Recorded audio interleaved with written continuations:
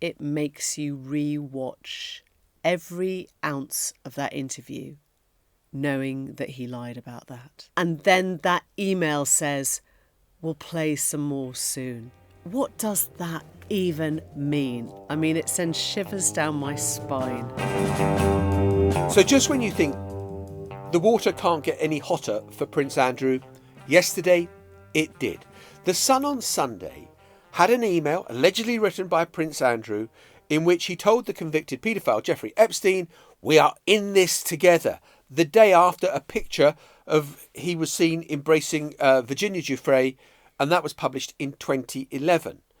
And Emily, this comes after your interview with him back in 2019 when he said by that stage he had broken all contact with Prince Andrew. So in the interview in 2019, Prince Andrew was trying to explain why, after Epstein was an acknowledged, a convicted sex offender, he'd spent 18 months thereabout in jail, the prince had continued his friendship.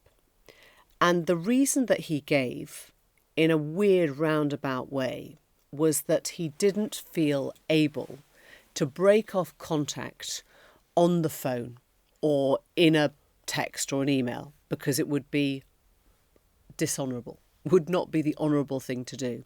So he explained to me at length why he'd gone to stay with Epstein. He went to stay with the disgraced, the convicted Epstein in his townhouse in December of 2010.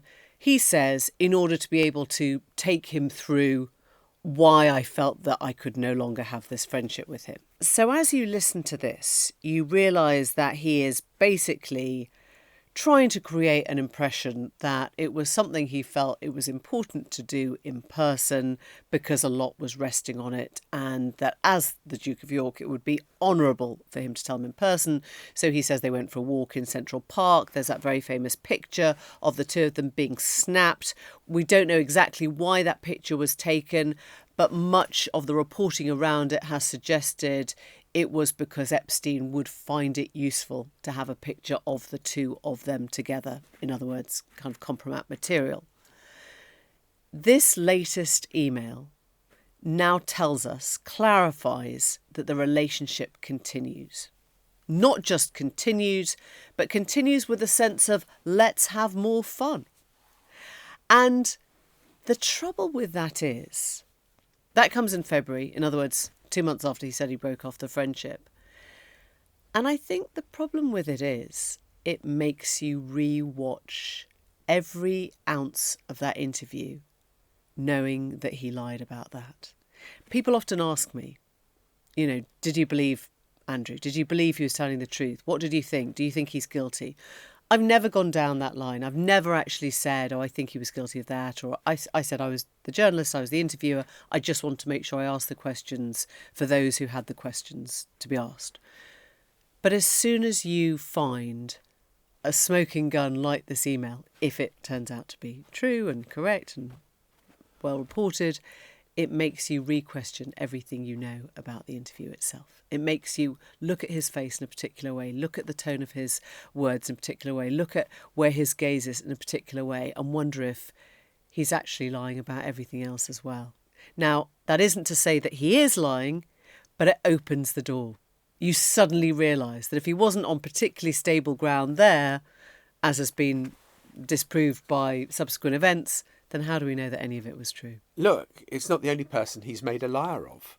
I mean, Jeffrey Epstein has cast his shadow over a lot of people now, and it looks like, the Prince Andrew's office have not commented on the email, but it looks like they haven't denied it either, and therefore he was lying to you in that respect. And as you say, Emily, it makes you think, what else did he say there that may not have been true?